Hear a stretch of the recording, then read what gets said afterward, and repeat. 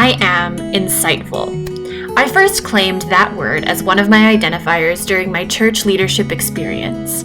Singing, dancing, speaking, crying, laughing, and altogether cultivating relationship with people from all ages, cultures, genders, and sexualities.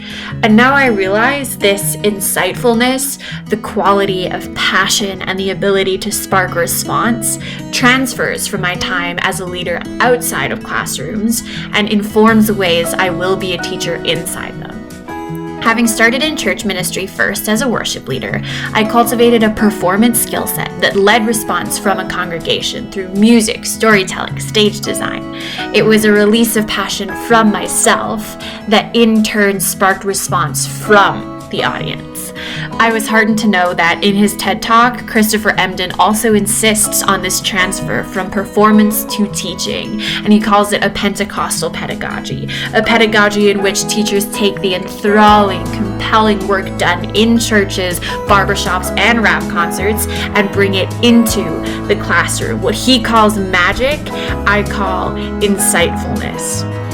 But while I had my doubts that this kind of emotive skill would transfer to conservative, knowledge-focused classrooms, Kendrick describes a teacher as someone that poured her heart into the work because she was passionate. For me, as a teacher who led first, teaching begins as an outward, expressive creativity, a passionate outpouring, a spark. Teaching is insightful. But I have learned insightfulness in both the classroom and outside it is more than magic on my own, isolated on a stage, assuming students come empty and need to be filled and inspired. As Palmer writes, "As I teach, I project the condition of my soul onto my students, my subject, and our way of being together." And I would add emphasis on our way of being together. In my time as a small group leader of 23 junior high girls at church, insightfulness, drawing out authentic response and thought from them, was not about the magic that I put on a stage, but about exposing my soul, about leading the charge into sharing real experiences of suffering and passion, and by doing so, allowing them to bring their own passion, their own suffering and soul into that space as well. The togetherness that Palmer talks about is what created the impetus for response from these teens. Empathy is defined by Brené Brown as feeling with people.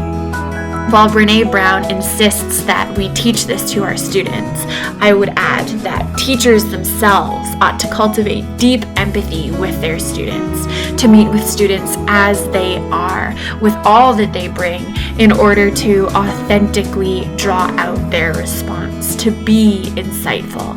Insightfulness as a youth leader and in the future as an authentic teacher is not magic on its own, but it is this convivial kind of empathy, bringing my own full self into the classroom in order to lay the path for all others who enter the classroom to bring themselves in as well.